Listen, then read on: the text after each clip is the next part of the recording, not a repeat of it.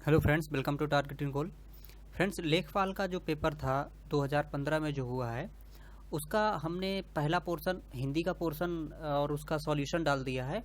ये जीएस वाला सॉल्यूशन है। जीएस के जो 25 क्वेश्चन थे उसको हम यहाँ पे हल करेंगे।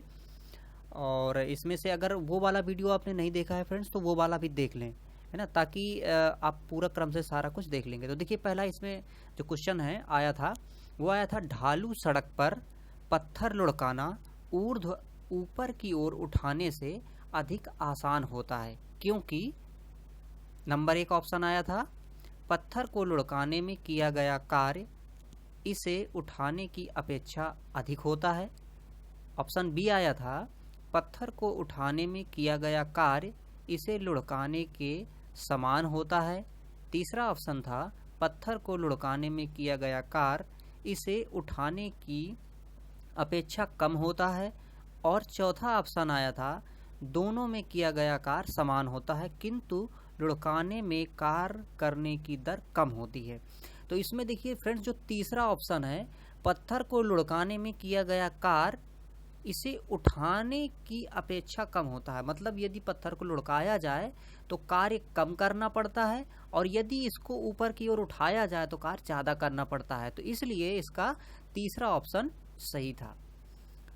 अगला क्वेश्चन देखिए क्या आया था, दालें किसका अच्छा स्रोत हैं, मतलब दालों में कौन सा न्यूट्रिशन पाया जाता है। तो देखिए, कार्बोहाइड्रेटों का है, या फिर वसाओं का है, या फिर प्रोटीन का है, या फिर विटामिनों का है। तो फ्रेंड्स, ये क्या है, प्रोटीन का। तो दालें प्रोटीन का रिच सोर्स हैं। और कार्बोहाइड्रेट जो है वो देखिए, जैसे कि गेहूं है, चावल है, आलू है, इसमें पाया जाता है। वसा है, तो वसा में जैसे घी हो गया, तेल है, मक्खन है, ये वसा के स्रोत हैं। विटामिन्स जो होती हैं वो हरी पत्तेदार सब्जियां हैं या फिर अन्य चीज़ों में पाई जाती हैं।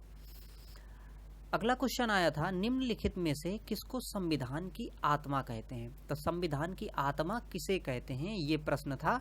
और ऑप्शन आए थे फ्रेंड्स, प्रस्तावना को, मूल अधिकार, तीसरा ऑप्शन था राज्य के नीति निर्देशक सिद्धांत, और चौथा था राष्ट्रीय ध्वज।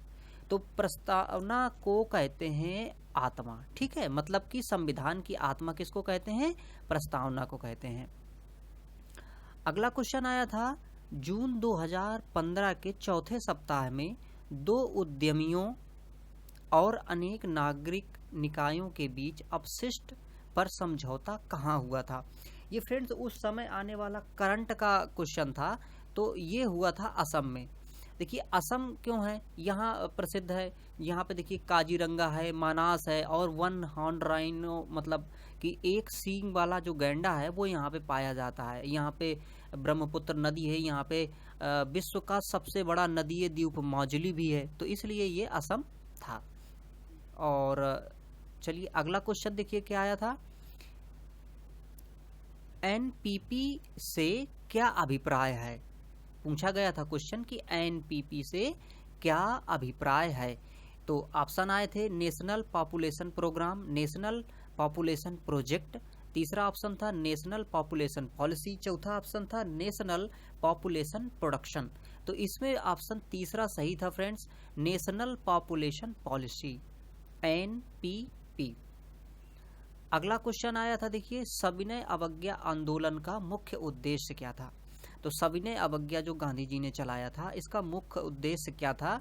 इसमें से 4 ऑप्शन थे। देखिए, पहला ऑप्शन था विंस्टन चर्चिल का प्रतिक्रियावादी उपागम, दूसरा था नमक कर के विरुद्ध चलाया गया था, तीसरा था अगस्त कथन के विरुद्ध, चौथा था गोलमेज सम्मेलन के विरुद्ध। तो गांधी जी ने जो सविनय अवज्ञा आंदोलन जो चलाया था, उसमें से इन दिए गए ऑप्शनों में से नमक के कर के विरोध में, क्योंकि अंग्रेजों ने क्या किया था कि नमक में ज़्यादा कर लगा दिया था, जिससे लोगों को दिक्कत हो रही थी। और नमक ऐसी मूलभूत आवश्यकता की वस्तु है कि बिना नमक के तो चलेगा नहीं, तो इसलिए ये चलाया गया था। अगला क्वेश्चन आया था हमारे रुधिर में ऑक्सीजन का परिवहन एक प्रोटीन द्वारा होता है, जिसका नाम क्या है। ऑप्शन थे हीमोग्लोबिन, क्रिएटिन, कोलेजन और मायोग्लोबिन, ये ऑप्शन थे। तो इसमें से देखिए हीमोग्लोबिन जो होता है ये ब्लड में पाया जाता है, और लाल रक्त जो होता है वो हीम के कारण ही होता है। हीम का यहाँ मतलब होता है क्या, आयरन। तो इसलिए हीमोग्लोबिन ऑक्सीजन का परिवहन करती है जो कि ब्लड में पाई जाती है। तो मतलब यहाँ पे जो ऑप्शन सही होगा कौन सा होगा, ये ए ऑप्शन इसका सही हो जाएगा। अब देखिए इसका मतलब ये नहीं है कि सिर्फ इन्हीं क्वेश्चनों को जाने, ये क्वेश्चन आपका आधार बनेंगे, है ना, और इसी के हिसाब से आप अगली तैयारी में अपना रुख लेंगे और थोड़ा सा इससे स्टैंडर्ड जाएंगे, क्योंकि पेपर जो अब आएगा वो थोड़ा इससे स्टैंडर्ड आएगा। अगला क्वेश्चन आया था, देखिए लोकसभा चुनाव के लिए उम्मीदवार बनने की न्यूनतम आयु क्या होती है। मतलब अगर आपको लोकसभा का चुनाव लड़ना है तो न्यूनतम आयु आपकी कितनी होनी चाहिए। ऑप्शन आए थे 18 वर्ष, बी था 20 वर्ष, सी था 30 वर्ष और डी था 25 वर्ष। तो 25 वर्ष लोकसभा में चुनाव लड़ने के लिए 25 वर्ष की आयु होनी चाहिए। और यदि आप ग्राम पंचायत का चुनाव लड़ते हैं तो 25 से भी कम में चल जाएगा, मतलब 21 वर्ष में आप चुनाव लड़ सकते हैं। अगला क्वेश्चन आया था, सॉफ्टबैंक ... और फॉक्सकॉन टेक्नोलॉजी ग्रुप ने एक संयुक्त उपक्रम SBG क्लीनटेक बनाया है जो ग्रीन एनर्जी प्रोजेक्ट में 10 सालों में लगभग $20 बिलियन का निवेश करेगा। ये उस समय से संबंधित प्रश्न था फ्रेंड्स। तो इसमें से आपको बताना है कि ये जो यहाँ पे सॉफ्टबैंक कॉमा है ना, तो और कौन इसमें से जुड़ा हुआ था। तो इसमें से जुड़ा हुआ था फ्रेंड्स ये भारतीय इंटरप्राइजेज। तो भारतीय इंटरप्राइजेज बी नंबर इसमें से सही है। अगला यहाँ पे देखिए क्वेश्चन आया था, केंद्र सरकार के विकास व्यय में शामिल नहीं है। विकास व्यय में जो केंद्र सरकार व्यय करती है तो उसमें विकास व्यय में शामिल नहीं है। ऑप्शन था रक्षा व्यय, दूसरा था आर्थिक सेवाओं पर व्यय, तीसरा था सामाजिक एवं सामुदायिक सेवाओं पर व्यय, चौथा था राज्यों के लिए अनुदान। तो केंद्र सरकार के विकास व्यय में शामिल नहीं है, तो इनमें से क्या शामिल नहीं है। तो देखिए इसमें से जो रक्षा व्यय होता है ये विकास कार्य में शामिल नहीं होता है। अगला क्वेश्चन आया था, प्रायद्वीपीय भारत का दक्षिणी छोर। आप जानते हैं कि जो प्रायद्वीपीय भारत है मतलब मुख्य भूमि है, तो उसका दक्षिणी छोर कन्याकुमारी है। कन्याकुमारी की स्थिति बतानी थी।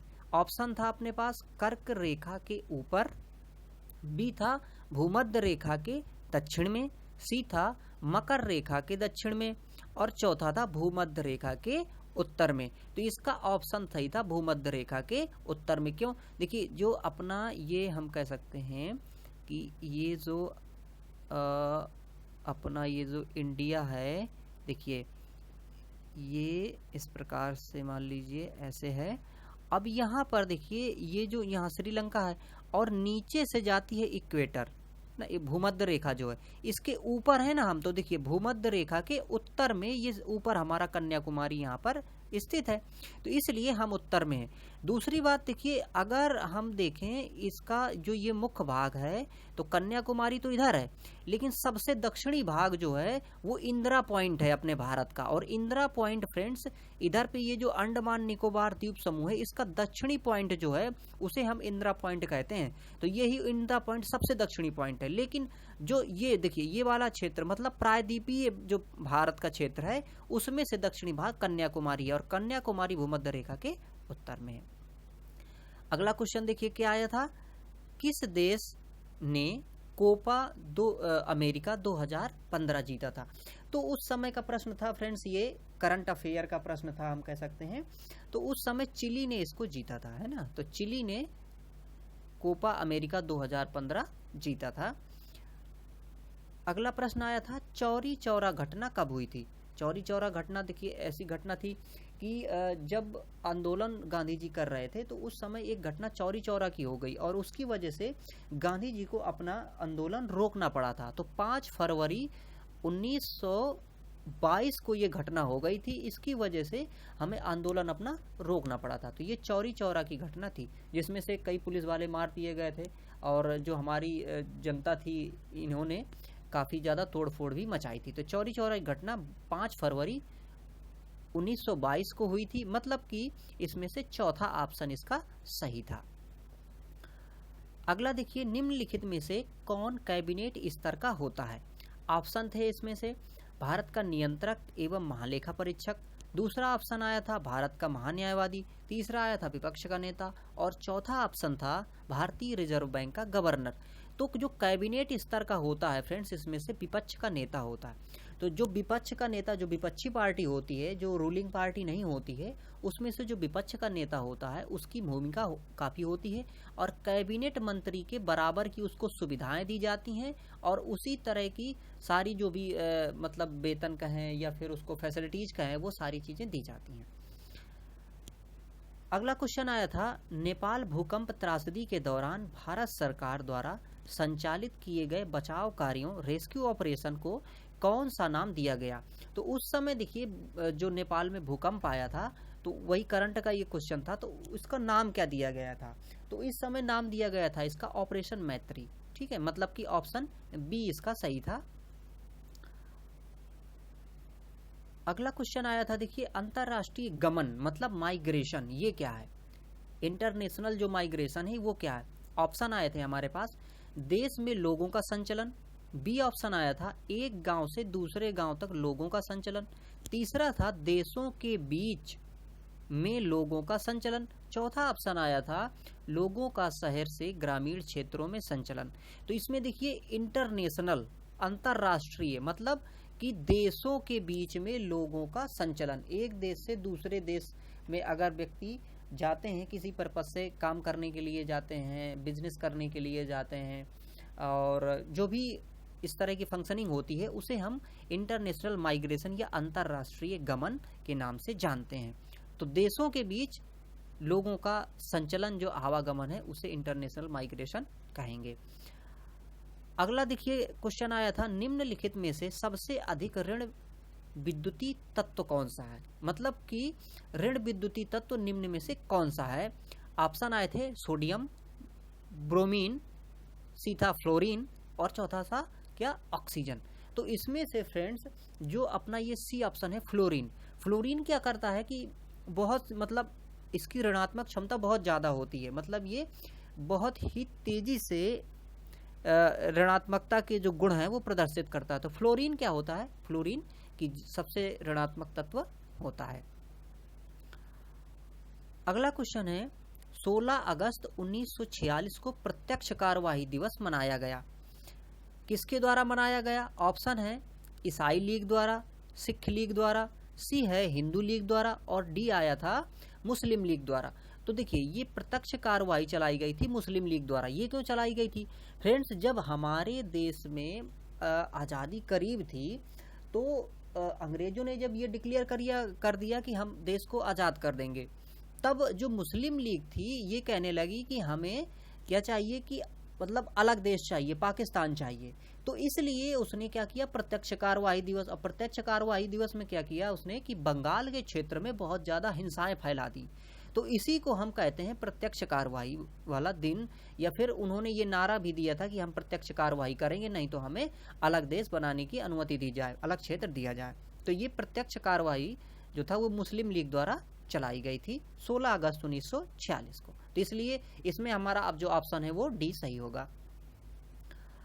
अगला देखिए, उच्छादन अनावरण है ना, उच्छादन ब्रैकेट में अनावरण पर किसी पदार्थ का वायु से नमी का अवशोषण करने के गुण को कहा जाता है। मतलब कि जैसे कोई सरफेस है और उससे पानी का जो वाष्पीकरण हो जाता है उसको क्या कहेंगे? पहला ऑप्शन था परासरण, दूसरा था प्रस्फुटन, तीसरा था प्रस्वेदन, और चौथा था शुष्कन। तो इसमें फ्रेंड्स जो जैसे कि मैंने बताया कि लेयर से पानी का उड़ जाना, इसे कहते हैं प्रस्वेदन।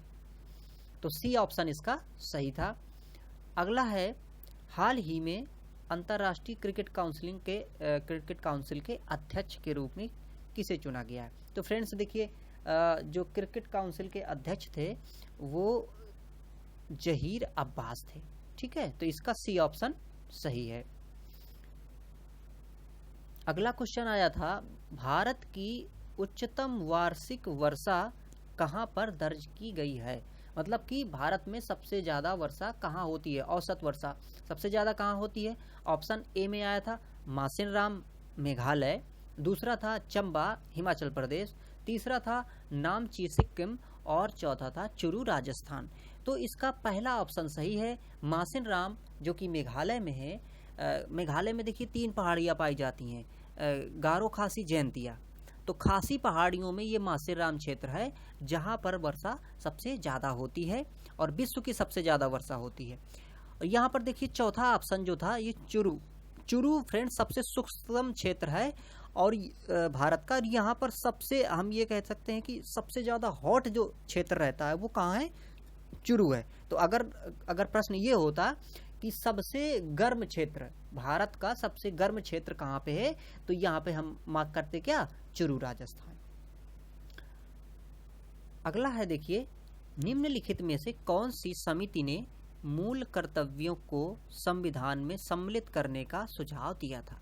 मतलब मूल कर्तव्य जो हैं, जो नागरिकों के कर्तव्य हैं, तो वो नागरिकों के कर्तव्यों को किस समिति ने इंक्लूड करने का, संविधान में जोड़ने की अपनी वो दी थी, मतलब हम कह सकते हैं कि सुझाव दिए थे, है ना। तो अपने सुझाव दिए थे किसने, स्वर्ण सिंह समिति ने। स्वर्ण सिंह समिति की जो सिफारिशें थी उसके आधार पर हमने अपने संविधान में मूल कर्तव्यों को ऐड किया था। और मूल कर्तव्य हमने कहाँ से लिया था, रसिया से लिया था। और मूल कर्तव्यों को जो हम रखते हैं वो फ्रेंड्स जो हमारा भाग 4 का है ना, संविधान का भाग 4 का में हम इसको रखते हैं। और ये अनुच्छेद 51 का में है। तो अगर अनुच्छेद पूछा जाता तो 51 का होता, भाग पूछा जाता तो 4 का होता। अगर ये पूछता कि कहाँ से लिए गए हैं तो रसिया होता, मतलब उस समय का सोवियत संघ था एक्चुअली वो। तो अब वर्तमान में रसिया है, तो चाहे सोवियत संघ आता चाहे रसिया आता तो वो होता। और ये समिति की अगर बात करता फ्रेंड्स तो यहाँ पर स्वर्ण सिंह समिति ऑप्शन सही है, मतलब कि बी ऑप्शन सही है इसका। शतपथ ब्राह्मण और तैत्तिरीय ब्राह्मण के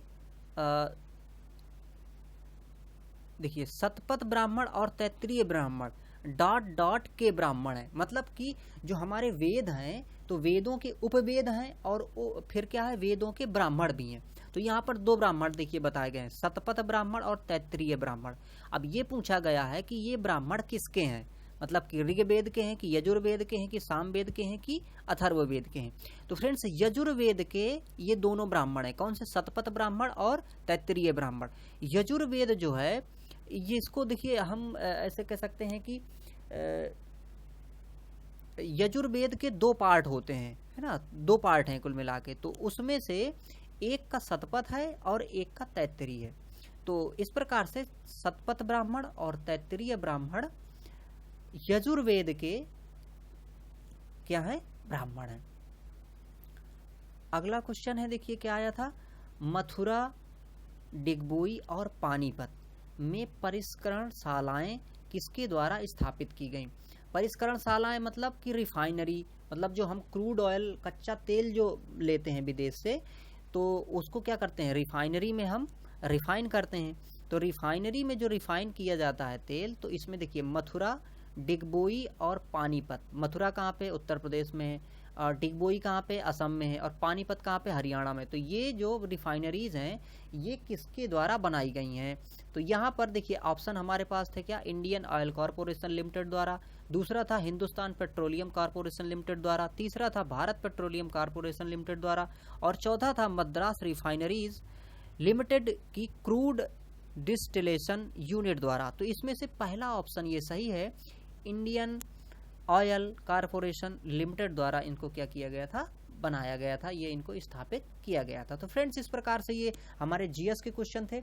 आगे जो ग्रामीण विकास वाला जो पोर्शन है उसको भी हम फ्रेंड्स कुछ ही समय में अपलोड कर देंगे, तो आप उसको भी आसानी से देख सकते हैं। तो फ्रेंड्स अगर ये वीडियो आपको उपयोगी लगा हो और तो इसको वीडियो को लाइक करें, और चैनल में यदि नए हैं तो इस चैनल को सब्सक्राइब कर लें और बेल आइकॉन को भी प्रेस कर लें, ताकि जब भी हम वीडियोस डालें तो आपको नोटिफिकेशन मिल सकें। और फ्रेंड्स इस वीडियो को आपने देखा, आपका बहुत बहुत धन्यवाद।